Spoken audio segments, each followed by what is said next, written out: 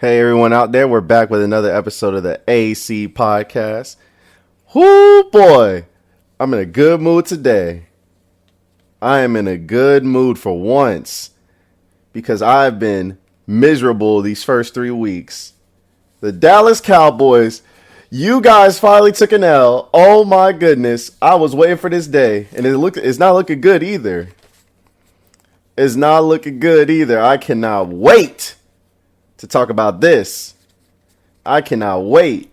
You Cowboys fans, you sicken me. You sicken me. You disgust me. Y'all are the worst fans in the NFL. I cannot stand y'all. Y'all think y'all going to the Super Bowl every single year. And y'all finally took it out to playing that cupcake of a schedule against the Eli-led New York Giants, the Washington Redskins, and what's left of them. Their dysfunctional selves. And you played the tanking Miami Dolphins, but you finally played a real football team last night. Not a real quarterback, but a real football team. So let's get right into it. I'm going to be touching on the games that happened yesterday, a multitude of games that happened yesterday. I'm also going to get into some fan questions that I'm excited to answer. And then I'm going to talk about some more of these games. But let's talk about the Sunday Night Football game last night. Cowboys versus Saints in New Orleans. Ultimate score was 12-10. Came down to the wire last play. And Cowboys offense just looked terrible yesterday. Dak 22 of 33 for 233 yards and an interception. Averaged 10 yards per play. And had a QBR of 76.8. Not bad. On a scale of 0 to 100. Not bad. But just didn't make the requisite plays to win the game. Amari Cooper was on lock the whole game.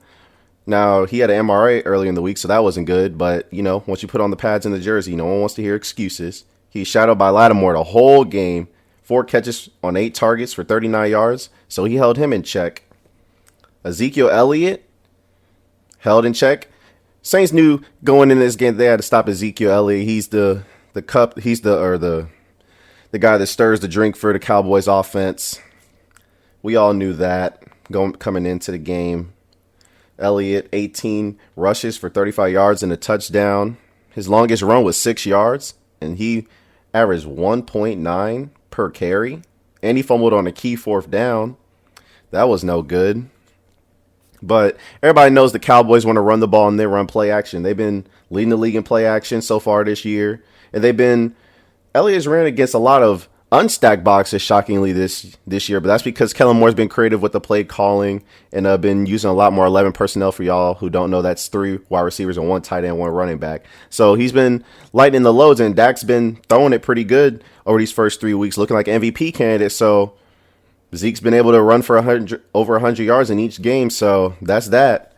But the Saints won this game without scoring a touchdown. Teddy Bridgewater, 22 of 30 for 193 yards and interception. 8.4 yards per attempt, but his QBR was terrible, 17.8. And Teddy Bridgewater was, you don't expect anything. There were no deep shots, really. According to Next Gen Stats, Teddy Bridgewater was efficient on short passes, completing 21 of 24 for 157 yards. That's about what Teddy Bridgewater does. He's Alex Smith, basically. Check down. Throw the ball, get yards after the catch, and you're going to try to protect them with the running game with Alvin Kamara. Kamara was pretty good, 17 for 69 yards. And Michael Thomas, 9 receptions for 95 yards. Pretty good. And most of Michael Thomas's yards were faced in press coverage. He faced press coverage on 16 of his routes last night. Caught all 5 of his targets for 65 yards. And he had the most yards per separation against press coverage. 3.2 yards of separation? That's crazy. But other than him and Kamara, those are 2 guys you got to get the ball to, and they showed up last night, so that was impressive. I noticed something yesterday during the game, but I'm going to save that for tomorrow for my top losers, because Dak is a loser. And it's not because of his performance. He wasn't terrible. He wasn't god-awful or anything, but there definitely was something that I noticed that I'm going to save for tomorrow. I think you guys find it pretty interesting. But other than that, getting back to the game, obviously the Cowboys were without Michael Gallup. Randall Cobb dropped a key 3rd down and 2. Ultimately, Cowboys had to throw a Hail Mary. Cowboys also had 3 turnovers. I mean, the interception wasn't until Dak didn't throw an interception until, the Hail Mary. So, it was a, BS interception. But nonetheless, we all know who stirs this drink on offense. If the Cowboys can't get the running game going, they're going to continue to lose. Dak is 1-8 when Zeke is held under 75 yards. It's just that simple. It's just that simple. Dak is not the type of guy that you want. Excuse me. He's not the type of guy that you want throwing the ball 40 to 45 times to 50 times a game. He's not. There's a reason Jerry Jones made Zeke a $100 million running back. There's a reason. He knows. I think the Cowboys front office knows. Cowboys management knows. And that's why they gave Zeke his money before they gave anybody else their money. Or he was the first guy on offense that got his money. Not Amari Cooper, who changed life for Dak once he came to Dallas. Offensive lineman already paid for it. This is the best offensive line in the league as far as I'm concerned. They ain't paid Dak. They paid Zeke because they knew they weren't going. Their Super Bowl aspirations weren't going to be fulfilled unless Zeke's on the field, and it didn't look good yesterday. And then Tyron Smith got hurt on the final possession. That could be something to monitor as they go forward. But now Dallas has to go play Green Bay, and then they play the Eagles. This is good for Eagles. I'm an Eagles fan. But this is good for Eagles fans. Dallas lost, and they play the Packers, and they play the Eagles after that. So the Eagles be taking first place if they because, we play the Jets, so that's nothing. So by the time Dallas rolls up into town, if they lose to Green Bay and then they lose to Philly, oh, there could be trouble. I want to move on to this Rams game and Bucs game. Impressive. Jameis Winston showed up yesterday. Rams just playing undisciplined football in the first half. Overall, they had 13 penalties for over 100 yards. That was terrible. Bucs won this game 55-40. Jameis 28-41, 385 yards, 4 touchdowns, and only 1 interception. And the 1 interception, he got hit on it. It was going to be a bad throw, but I don't think it would have been picked off if he wasn't hit. But, it is what it is. Goff, 45-68 for 517 yards, a career high, 2 touchdowns, 3 interceptions. Jared Goff was terrible in this game. He was terrible. He made it through for a career high yards, but they had to throw because they got down 21-0 early in the game. They didn't have any rhythm on offense. They looked discombobulated, just all over the yard. It was just bad football on their part. Jared Goff threw an interception to Jordan Whitehead that was returned. Then he got fooled. A great play call by Todd Bowles and fake by Levante David on a bluff blitz. Then slipped right into the slant throwing lane and picked it off. I mean, Jared Goff was just irresponsible with the football yesterday. He had 4 turnovers. And then, you couldn't get Gurley going, which is the drink, or is really, once again, the straw that stirs the cup as far as the Rams offense. They like to get play action and deep over routes and crossing routes off of that, and they weren't able to get that going. Gurley only had 5 carries for 16 yards and 2 touchdowns. And then the Rams only ran the ball 11 times in total. I want to talk about Ronald Jones because Ronald Jones looks good. Now, he had 19 carries, 70 yards, and a touchdown. But he ran hard and he ran physical yesterday afternoon. That was impressive. Especially that last run, the 24-yard run that he had to basically seal the game when Jameis threw another touchdown pass. That was impressive what the Bucs did yesterday. That's an impressive win.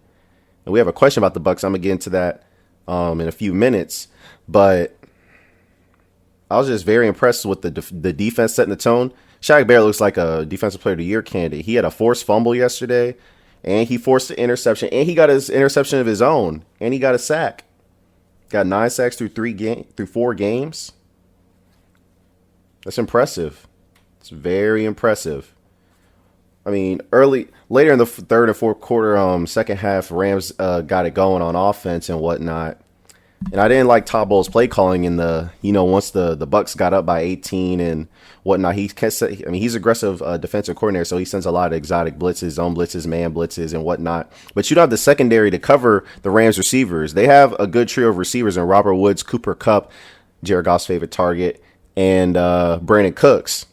So sending blitzes, I didn't feel like that was a good part where in the third or fourth quarter where, you were up and you're really doing good work against the Rams. I think he should have dropped back more and played a lot more zone, make the Rams throw it in front of you and, come up and tackle. because the Rams want to get those deep digs down the field, those big crossing routes over the field, slants and whatnot. But you don't have the man coverage corners to get those to cover those guys. So I think they should have stayed back in zone and just let them complete easy passes and then tackle them to chew up more clock. But the Bucs won the game ultimately 55-40. It was a terrible defensive performance for both teams. Bucs gave up 40, but Rams just didn't look good yesterday. They got a lot to work on. Defense just was terrible. Eric Weddle tried to give him a pep talk at one point. That didn't work, obviously, because they ultimately gave up 48 on offense because Bucs returned a fumble for a touchdown, and Ndamukong Suh, revenge game for him. But yeah, Bucs were impressive, and their season could be looking upwards, especially with the way the NFC South's looking. I'm gonna get into that a little bit later because we have a question about that. But this Rams offense, there's been some interesting things that I've seen since the Super Bowl that teams are doing against them. Teams recognize that the Rams' staple plays in their offense is the outside zone run with Gurley, and to counter that, people have been running people up in the A gaps and having a lot of 6-man fronts to disgrace the look of disgrace the edge that the Rams want to get to with Gurley, so they can run that play. And also, everybody knows the Rams like a lot of tight formations, bunch formations, stacked formations, and they like to run their over routes, their crossing routes, and their deep digs off of those.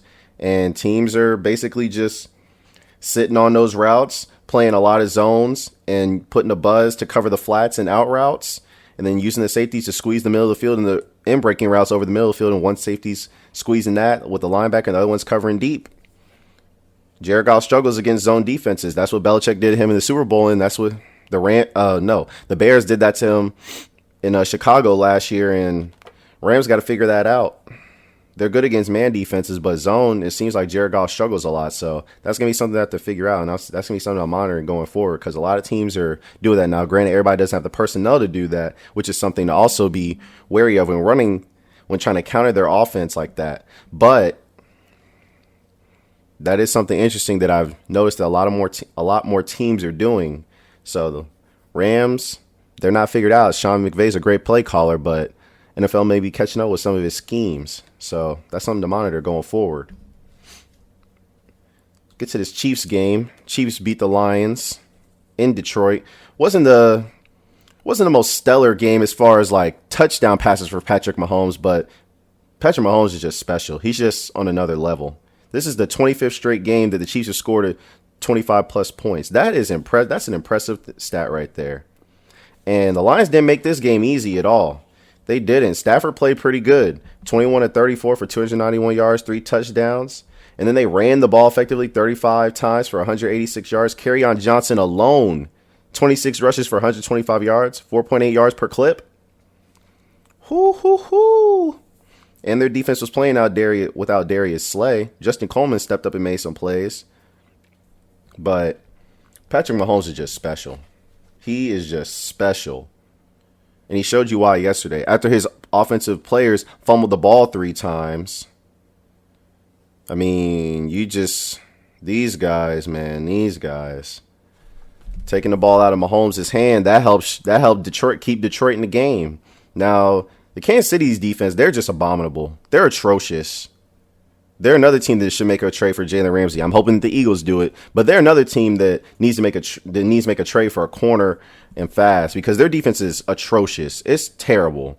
I thought adding Frank Clark and with Chris Jones in the middle along with Tyrann Mathieu would change it, but they're atrocious.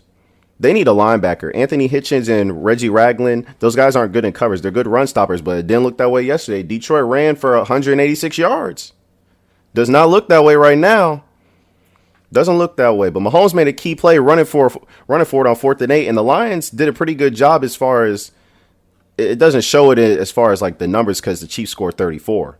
But they doubled Kelsey the whole game, and they forced these other receivers to beat him. And it was working for the majority of the game. And, Patrick Mahomes, he's just that dude, 24-42, 315 yards, and he had 6 rushes for 54 yards. They needed all of that. Before they ultimately clinched the touchdown with Darrell Williams, I believe. But the Lions, their defense can't be had. The Chiefs defense can be had, of course, but the Lions defense can be had too. They've given up 250 plus passing yards to each QB they played this season. Mahomes, Kyler Murray, Carson Wentz, and now Phillip Rivers.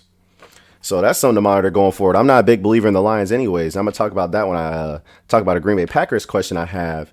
But it just wasn't it was a good game to watch. But I just don't trust the Lions, number one. But what it really showed me about the Chiefs is they got to make a trade for a linebacker and a secondary player because they just don't have anybody that can cover the middle of the field, and their corners are just abominable. They're terrible. They're absolutely terrible. You can't expect Mahomes to save the day and score 30 plus points every single week. That's not going to beat you. That's not going to beat New England. New England's got the second best defense in the league because Chicago has the best defense in the league. You know. I mean, they recovered 2 fumbles and they returned one for a touchdown, so that was good. But this Chiefs defense, it's terrible. It's terrible. And they got to fix that. But I want to get to our first fan question because it's about the Buccaneers. So Tom asks, NFC South seems to be weaker than in years past. What is likelihood of the Bucs finishing in a position other than last? I think it's a great.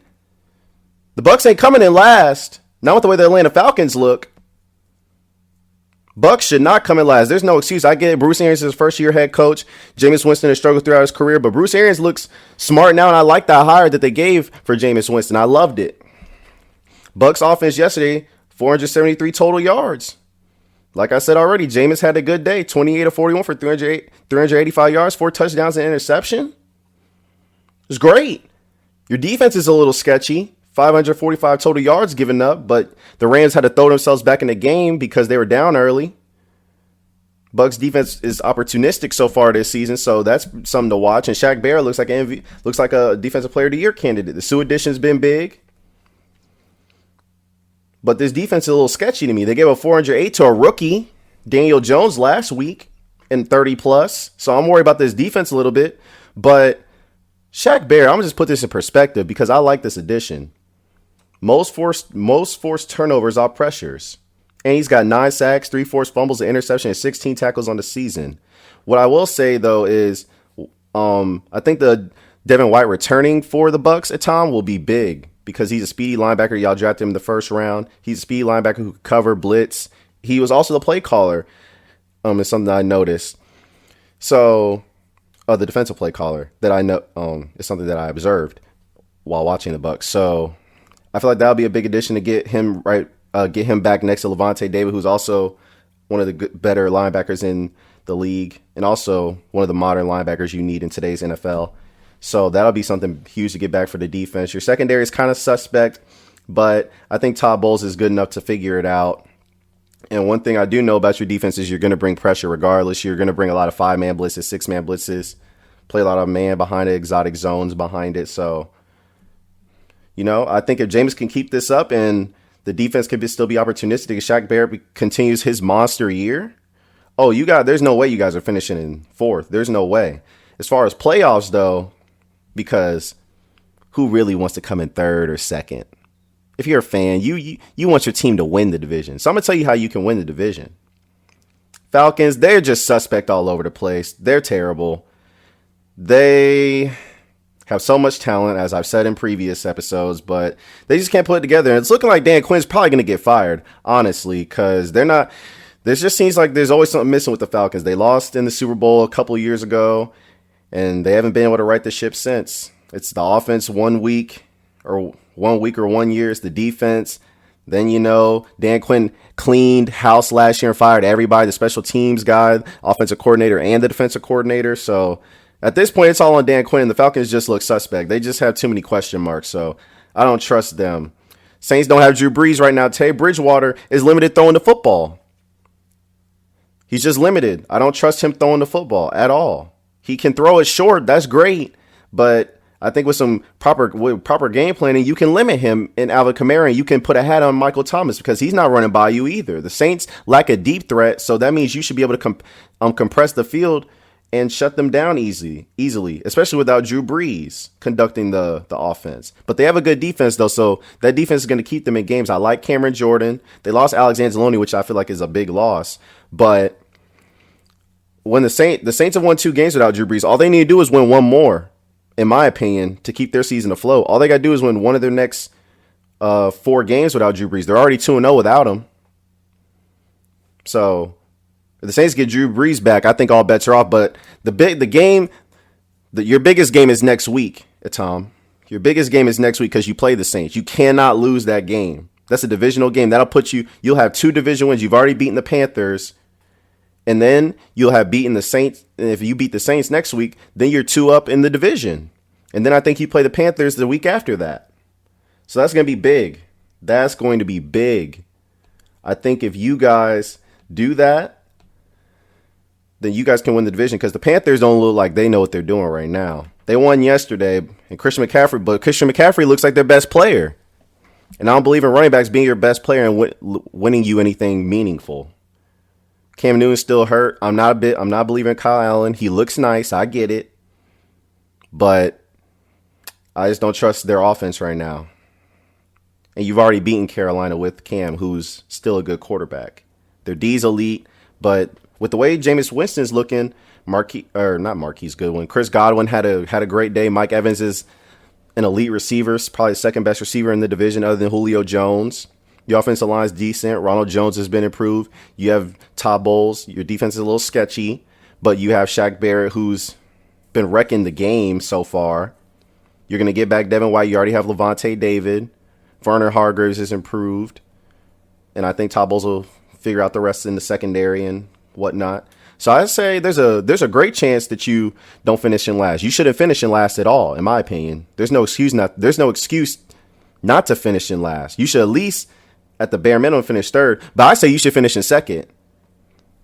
At the very least. At the very least, you should finish second and see what happens. Now, if you get this defense fixed a little bit, I think you guys may be the best team in the division. Because I think you have more explosive players than the Saints on offense. If you get your defense figured out, you guys are legit. You guys are a legit playoff contender. So that's what I say. We're going to move on to some more of these games. I appreciate the question, though. Move on to this Browns game versus the Ravens. Browns beat them 40-25. Baker Mayfield, 20-30 for 342 yards, a touchdown, and interception. Relatively decent day. Lamar Jackson struggled. They don't want him. You know they don't want him throwing the ball 34 times. But he threw 24-34 for 247 yards, 3 touchdowns, 2 interceptions. He also had 9 rushes for 66 yards. He got a garbage time touchdown late to Willie Snead, like a 50-yarder. But Nick Chubb was the player of this game. 20 rushes for 165 yards and 3 touchdowns. And he also had an 88-yard scamper. That was beautiful. Browns, I still don't believe in them because they have a rookie coach. Baker Mayfield looks suspect. He's throwing the highest percentage of passes into double coverage this year, 6.4% among 35 qualified quarterbacks according to Next Gen Stats. That is terrible. Shows me Baker Mayfield's doing a lot of one reading. He's doing a lot of one reading. He hasn't completed a pass into double coverage. He's 0 for 7 throwing into double coverage, and 4 of those have been to Odell. So it shows me he's forcing the ball to their best receiver. Jarvis Landry went off in this game, 8 receptions for 167 yards. Odell didn't have a reception through 3 quarters. And he only had 2 receptions yesterday. But this Ravens defense didn't look good. Did not look good at all. And they're 0-10 when they allowed 25-plus points since 2017. That's no good. Now the Browns are in first place in the division. The division is going to be decided over these next few years. Over the next few weeks, the AFC North, that is. Because if the Steelers win their next 2 games and the 49ers beat the Browns, then the Steelers are in first place. So, I mean, this division could be topsy-turvy in the next couple of weeks. It's going to get real interesting. It's going to get real interesting. That's what I say. Mayfield still doesn't look impressive to me. I believe he's a franchise quarterback, but he's got to make some better decisions. He's just got to do better. I expect more out of him. 20-30, you only completed 60% of your passes. But if the Browns want to do anything, they're going to have to run the ball well. Because one of the things I've noticed about the Browns is they're trying to run a lot of deep routes and trying to use their talent, which is good. But you have the offensive line for that. You just need to get the ball to your playmakers in space and let them do the rest. Stop trying to run this vertical passing attack. You're not a vertical team. You don't have an offensive line for that. You trade away Kevin Zeitler. which is a question mark I had coming in, was your pass blocking your offensive line. But against a good Ravens defense, you ran for 165 with Nick Chubb on 20 carries. So I think they got to feed Nick Chubb because he's a legit runner. He's legit. Forget Kareem Hunt. You don't need him. He's just icing on the cake. But Nick Chubb, he's legit. And you already have weapons everywhere else. You still have Njoku for the middle of the field as the tight end. And you still have Odell, who you really didn't even use yesterday. So that's that. But I believe that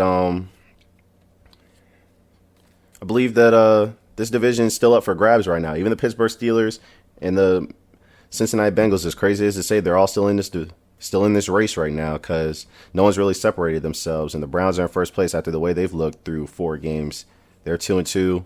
Ravens are 2-2. Steelers and Bengals are both 0-3.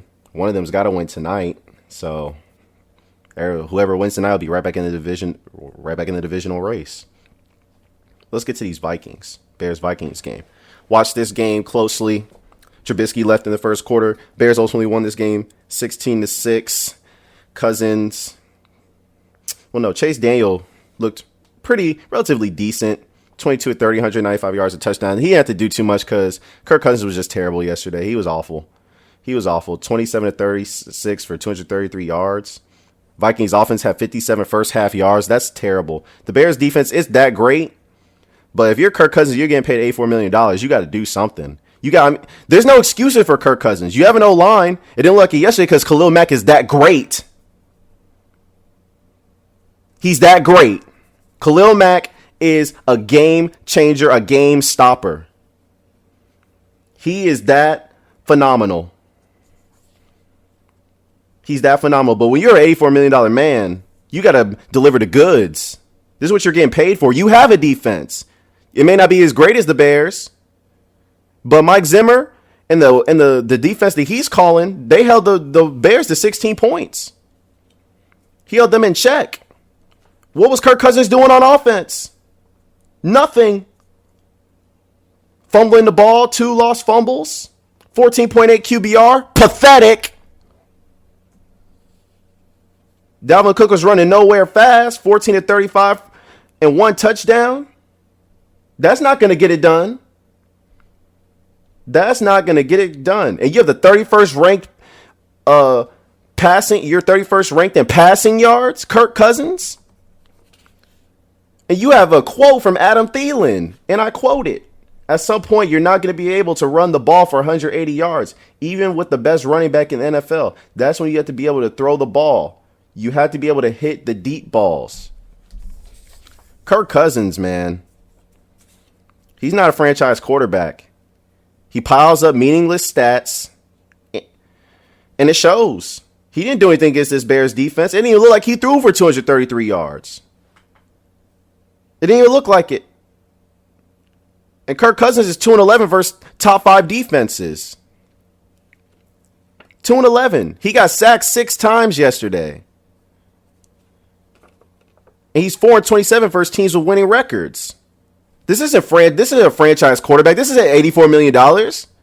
He's stealing money from Minnesota as far as I'm concerned right now. He's stealing money.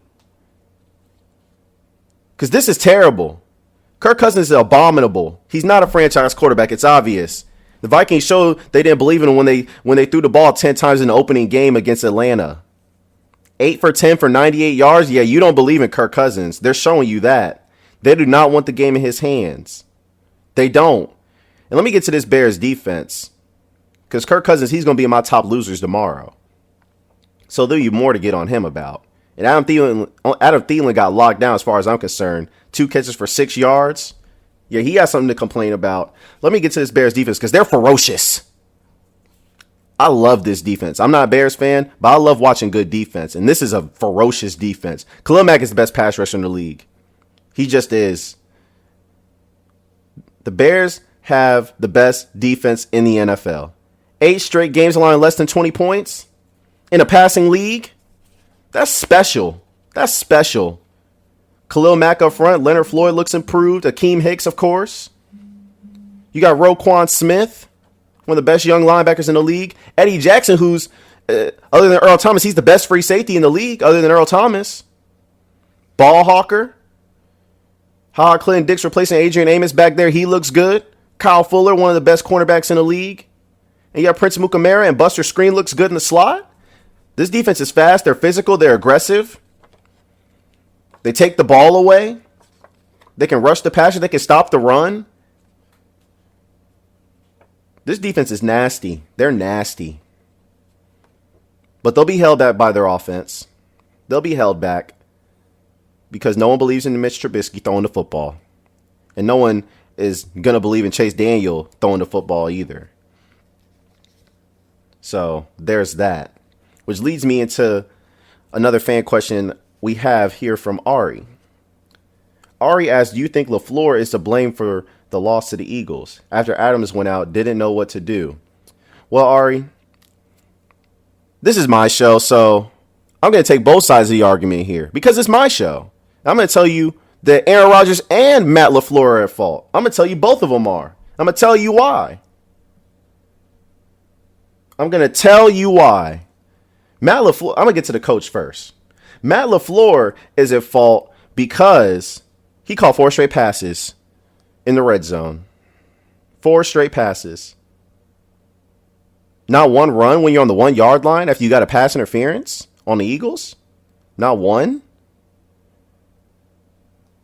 But that's indicative of what the Packers were doing all night running the football.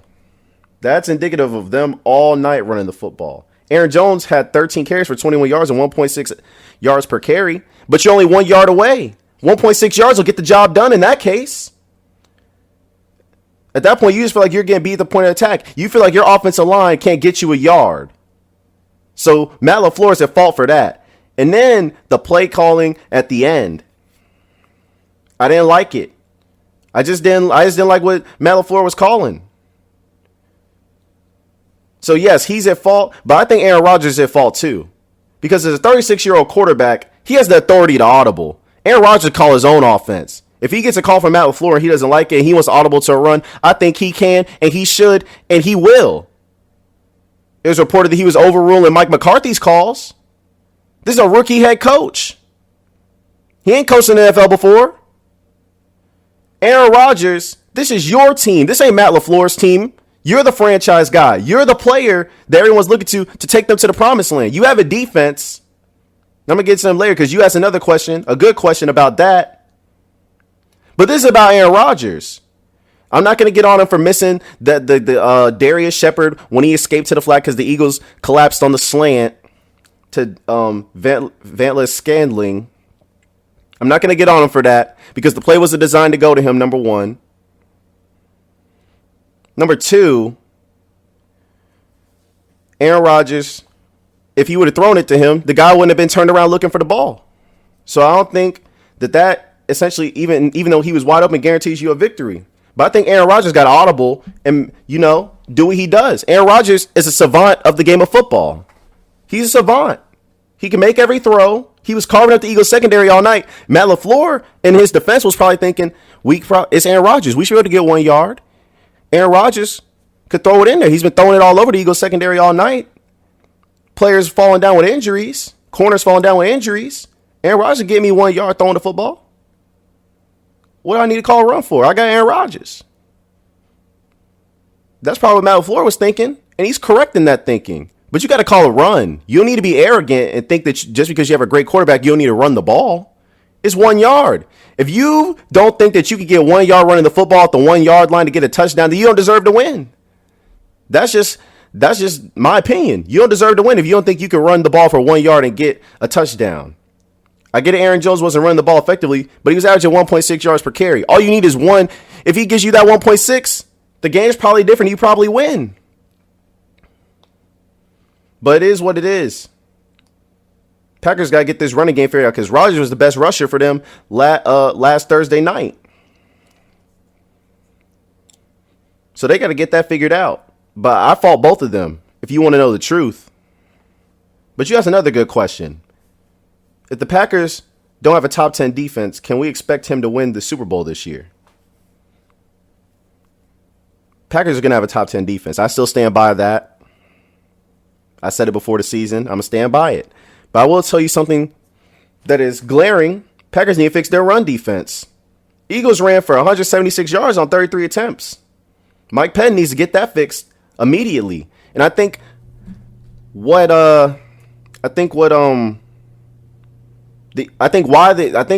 of why the Eagles ran for 176 yards is the big thing.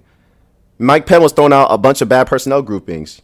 Now the Packers like to run a lot of nickel and dime, and that's good. But when the Eagles are running all over you, got to bring some base personnel packages in there, so you don't have a bunch of defensive backs on the field getting ran over and mauled by offensive linemen. So I think that's the reason you really got ran over for 176 yards. If you want to know the honesty, or if you want to know the truth, rather, Mike Penn's got to get these personnel groupings. He's got to put better personnel groupings together. Now, if you want to play that against 12 personnel, 3 wide receiver, or if you can't play that against 12 personnel. Excuse me, you can't play that against 12 personnel. Eagles are having a 1 wide receiver, 2 tight ends, and you can't do that. Now with Zach Ertz and Dallas Goedert trying to run you over, your defensive backs, that's not going to work. But I'll tell you what you have going for you. The pass defense is still good. Jair Alexander is going to be an elite corner in this league. You have Tramon Williams in the slot. Kevin King looked good even though Alshon was hampered, but if you put on the uniform, you're 100%. Kevin King locked him down for most of the game, so that was impressive. Your safeties are still good. Adrian Amos. Darnell Savage didn't have a great game, but, I still like him. But I'm going to tell you what you really have going for you. Your division is suspect. Rodgers is obviously still the best QB in this division. Matthew Stafford is the second best QB, but he's on the Lions. And I don't trust the Lions. I already said this. I don't trust the Detroit Lions. I don't care that they were undefeated until yesterday.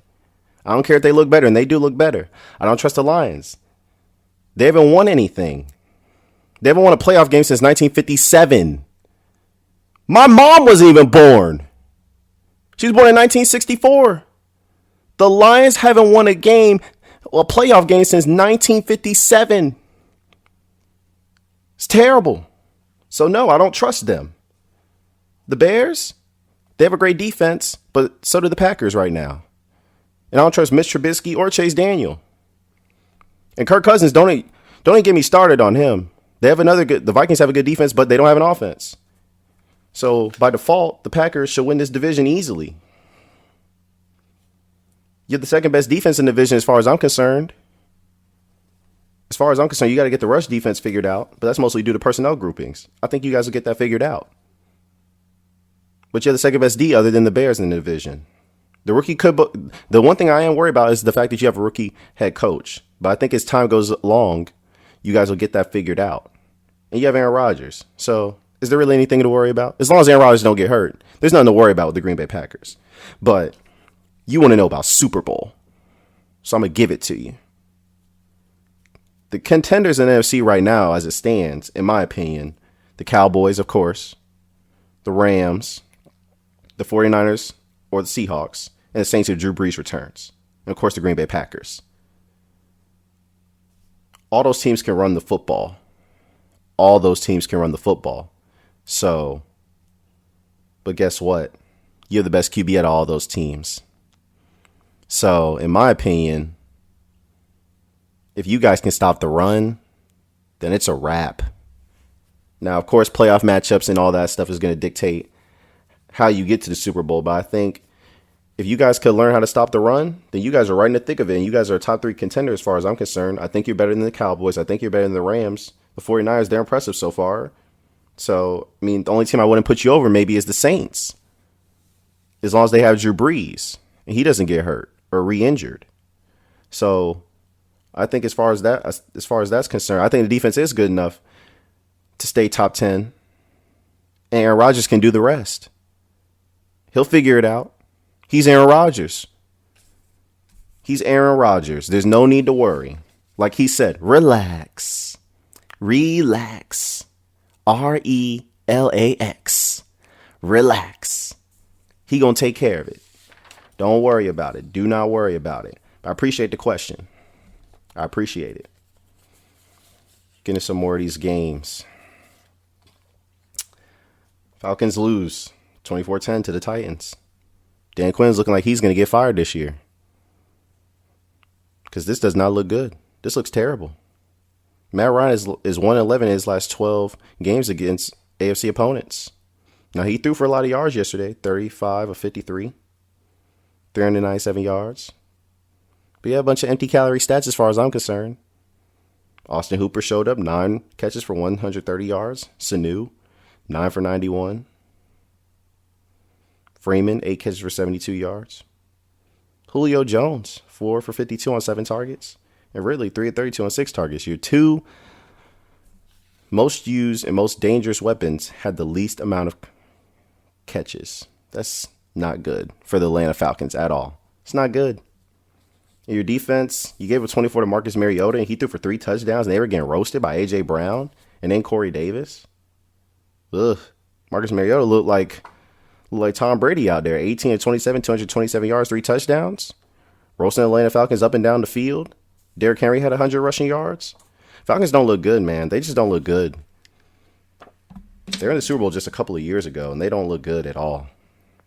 They're disappointing to watch. I don't know how they beat my Philadelphia Eagles, as they don't lost these last 2 games after that. But that's where we are. It is what it is. Let's move on. I don't even, because I'm going to get to the Falcons later. Another top loser this week. I'm going to get to them tomorrow. Texans lose to the Panthers 16-10. Deshaun Watson was not good in this game. 21 of 33, 160 yards and a lost fumble. I expect more from Deshaun Watson.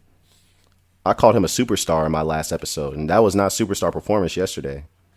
You got outplayed by Kyle Allen. He went 24 of 34 for 232 yards. Now, he lost 3 fumbles, but they still won. And Christian McCaffrey, he looks like a top 3 running back in the NFL, or top 3 all-around back at the very least. 27 rushes for 93 yards and a touchdown. Then he had 10 receptions for 86 yards, 179 total yards. Christian McCaffrey's special running the football and catching it.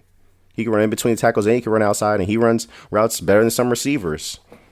Impressive. I don't believe in Kyle Allen long term, but short term, he's doing the job. I don't want to hear anything about him taking Cam Newton's job. Once Cam Newton comes back, he should be inserted into the starting lineup. He's been heavily criticized. I get it. But Kyle Allen ain't better than Cam Newton. I don't want to hear that. But I appreciate what Deshaun Watson did after the game and in the post game. Went on the field with his QB coach, trying to rectify what he's done so he can get ready for next week's game. And he also dissected the Panthers' defensive scheme in the post-game presser, which is something I appreciated because you don't really hear players do that a lot. He talked about how the Panthers play a lot of quarters coverage, just cover 4, and then taking away some of the deep routes, of course. And they had 2 deep shots that he missed. After that, they play a lot of cover 6 and cover 2. Panthers are primarily a zone defense, run a lot of their zone defensive scheme, so that wasn't surprising when I heard that. But it was nice to hear from Deshaun Watson how he dissected the defense and all that stuff. But he's got to get this fixed. He's got DeAndre Hopkins, who is arguably the best receiver in the league. You got a running game, but this offensive line is porous, and they got to protect Deshaun Watson, or he's going to be running for his life for the rest of the season. Texans can't compete with this porous of an offensive line. They need to do a better job protecting him. It's unacceptable. But let's move on. Bills lose the Patriots yesterday, 16-10. Crazy game. Brady didn't have a good game at all. He was terrible. 18-39, 150 yards and interception. But Josh Allen was even worse. And this is what I thought. Everyone kept talking about how Buffalo, they got this defense and, you know, they could do this and that to Brady and all that stuff. And they did. That's fine and everything. But when it comes down to it, Bill Belichick's the greatest defensive mind of ever. And he's not going to let a guy who runs better than he throws beat him. And it was clear and obvious that before, even before Josh Allen got hurt, I never thought that the Bills were going to go down the field and score a touchdown. I didn't. Josh Allen was terrible. 13-28, 153 yards, 3 interceptions, and he had 5 rushes for 26 yards and a touchdown. That was their only touchdown of the game. I'm sorry, but that's not going to beat Bill Belichick. It's not. He wasn't going to let Josh Allen beat him. Let's just put this in perspective. The Patriots, going back to before they won the Super Bowl, let's go back to what they did in the playoffs. They shut down Phillip Rivers, held Patrick Mahomes scoreless in the first half, defeated the vaunted LA Rams defeated their vaunted offense with Sean McVay, who's the best play caller in the league, after they were second in the league in scoring. Then opens up the game. You shut down Big Ben, elite quarterback. You play the sorry teams, the Dolphins and whatnot, all that jazz, and then you beat who else are they beating? I don't know right now. I can't think of it off the top of my head. But you beat them, and then you beat up on Josh Allen, who can't throw the football. He runs better than he throws. So I didn't believe it. And then once Matt Barkley came in the game after Josh Allen got hurt, 9-16, 127 yards and an interception. Relatively what you expect from Matt Barkley, obviously. What you expect. You're not expecting much. But Belichick, he won this game. Matt Barkley was driving, or whatever we want to call it. They were in position to make it interesting, at least, I guess. And Belichick blitzed Barkley on 3 straight plays. A player came free off the edge on 3 straight plays. And ultimately, he forced an interception that went to Jamie Collins. Game over. Null and void.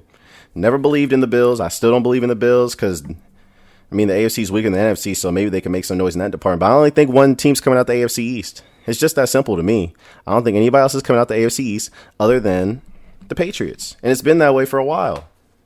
It's been that way. So, I'm sorry. I don't trust the Buffalo Bills. Their defense is elite. Sean McDermott can coach defense. There's no doubt about that. But other than that, I don't trust them. I'm sorry. I don't. So, that's that. Last game I observed. Denver Broncos lose to the Jags 26-24. Gardner Minshew was relatively impressive. 19-33, 2 touchdowns, 213 yards. Flacco, what can you say about him? It is what he does. More Flacco-ish stuff. And Denver's defense, they did what they could, but, when you have Flacco quarterback, what can you really expect? Not much of anything. Jags were losing early in this game. And Jalen Ramsey looked like the Jags were missing Jalen Ramsey. They replaced him with a guy named Trey Herndon starting in his place, and he got targeted early and often. That was for sure. Joe Flacco was going right at him with Cortland Sutton or Sutland. Emmanuel Sanders, whoever was lined up against him, they were going at him. It was easy pickings for him. They were all over that. But ultimately, Jacksonville figured it out on defense, made adjustments, and they won the game. But the Broncos 0-4 doesn't look good for them. Joe Flacco doesn't look good after John Elway supported him and brought him on board and traded for him. But it is what it is. Broncos look like they're going nowhere fast. Like they're going to be the worst team in the division, not the Raiders. Joe Flacco was relatively decent. 22-38, 303 yards, 3 touchdowns, and interception. But Broncos got ran all over. Leonard Fournette had a day on them, a monster day. 29 attempts, 29 carries for 225 yards. Jeez. Talk about just getting flat ironed by Leonard Fournette. He had a long of 81. He was just running all over these dudes. Broncos look like they didn't have no answer for Leonard Fournette yesterday, and it was obvious they didn't. That was a shellacking that he did in the run game. That was a shellacking. Well, what else do you expect? It's the Denver Broncos. You can't really expect much from them. Oh, and the other team, going back to the last one I was talking about, the Patriots, the other team they beat is the Jets. Let's just stop right there. Anyways, continuing on with the Broncos and the Jags. Jags, Jalen Ramsey didn't play, but they're going to have to trade him at some point. He didn't play yesterday. I think that's more about him not wanting to play and him and this ongoing internal feud between him and Tom Coughlin, who's going to blink first. But I think ultimately they're going to have to trade him. You better trade him while he still has value. A team offered you 2 first-round picks and you turned it down. That's foolish. Because they're going to be low draft picks. It's better to get something for him than nothing. If you let him go in free agency, you're not going to get anything for him. You're not contending with him. You're not going anywhere, even if you have Jalen Ramsey. I get you want to hold on to him and all that stuff, but it's time to trade him and get what you can for him, or you're not going to get anything for him. And then you're going to be looking back thinking, dang, we could have got something for him, but we just, he's not staying in Jacksonville. He's not going to play for you once he's a free agent. I get it. He's got this year left on his contract, and he's got next year because of his 5th-year option, but it's clear he doesn't want to play there. It's clear. He's made it very clear. Once respect is lost, it's best for both sides to move on. And he's trying to move on. Just let him go. Don't let him go for nothing. But if you got to offer 2 first-round picks and you're turning it down, I mean, at some point you're going to have to trade Jalen Ramsey. It's obvious. At some point you're going to have to trade him. Jalen Ramsey's his own man. He's not going to give up until you trade him. So you might as well trade him. It's a wrap. It's a wrap. But before we get out of here, I'm going to give a little preview of this Monday night game. My Steelers playing the Cincinnati Bengals. I'll be talking about this game tomorrow after it's over. And I'll also give you guys my top 5 winners and top 5 losers of this week. But what I can say is Steelers got to win this game. They have to win this game. If they don't win this game, someone deserves to be fired. I'm being honest. Probably not Mike Tomlin, even though he's the head coach, so he's accountable for everything. But a coordinator or something's got to be fired. Randy Fichtner, he threw Mason Rudolph under the bus. He threw him under the bus. Talking about he was being too conservative, not throwing deep balls and all this stuff, yada, yada. He threw him under the bus and then threw the bus in reverse and backed up on him. It's unbelievable what he did. You expecting the guy in his first start to do all this heroic stuff? Like you have Big Ben Roethlisberger? Randy Fichtner, I have an eyeball on him tonight and what he's calling his play calls. Because he has not adjusted this offense without Le'Veon Bell and Antonio Brown to Juju Smith-Schuster and James Conner as the primary weapons. And I'm also having an eyeball on this offensive line because there's 3 Pro Bowlers on this offensive line and they're not showing up. There's no running lanes for James Conner. I can't just fault him for not running the ball effectively. I can't fault him for that fumble last week, but I'm not going to fault him for no running lanes when the offensive line's not blocking that good. They're not run blocking. They're pass blocking pretty good, but the run blocking, no. It's not looking good. You still have a chance to do something, even though you're 0-3 right now. If you beat Cincinnati this week and then you beat Baltimore next week and San Francisco beats the Browns, you're a tie for first place. And you still have 2 games against Cleveland in week 11 and where's it at? In week 11 and week 13. Steelers got to get this figured out. There's no excuses on defense as far as I'm concerned. If the defense plays poor, Keith Butler's got to be fired. He's got to be fired. And if he doesn't get fired, then Mike Tomlin should be fired. Someone's got to get fired. I'm being honest. You can't lose this Cincinnati Bengals squad. You can't. That would just be an unacceptable loss. It's unacceptable. At that point, the season's over as far as I'm concerned. There's no coming back. I didn't think the Steelers season. I think their Steelers were going to the playoffs without Ben Roethlisberger anyways, and I said their season was over. But you got to at least be respectable. There's a standard to be upheld. You got to at least look respectable. You can't lose to the Cincinnati Bengals. You can't do that. And if you do, someone's got to be fired. Someone has to be. This defense has 8 first-round draft picks on it, former or current. This offense should be able to do something. If they get out. Oh man, I don't even want to think about it. But this coaching staff just has to show that they know how to coach. They just have to. You can't have Mason Rudolph have only 2 passes completed more than 1 yard past the line of scrimmage last week, and those were both the touchdown passes. You can't have that. You had a conservatory game plan.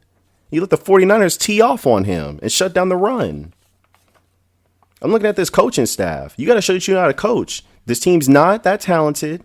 You have young receivers, a young running back. You have a veteran offensive line. You have 8 first-round draft picks on defense. There's no excuse on defense for the defense to stink tonight. There's no excuse. And on offense, you have to show that you know how to coach. Randy Fichtner, you got handpicked by Ben Roethlisberger, but he looks like the offensive coordinator right now, not you. So I'm looking at you and seeing what you're calling tonight, because your job should be on the line. I get it. You just got promoted offensive coordinator, but you got promoted because of Ben.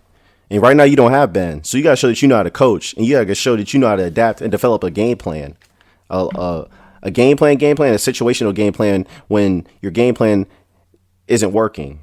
That's what you got to show. Because this coaching staff has failed to make adjustments. They failed.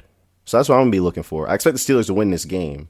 Probably around 20-10 maybe. So that's what I'm going to be looking at. But I'm going to get out of here, guys. I'll be back on tomorrow to talk about this Steelers game. I'm also giving you my top 5 winners and top 5 losers. I'm going to tell you something interesting about Dak Prescott and why it could be trouble for him and his contract negotiations and what the Cowboys really think of him. But I'm going to get into that tomorrow.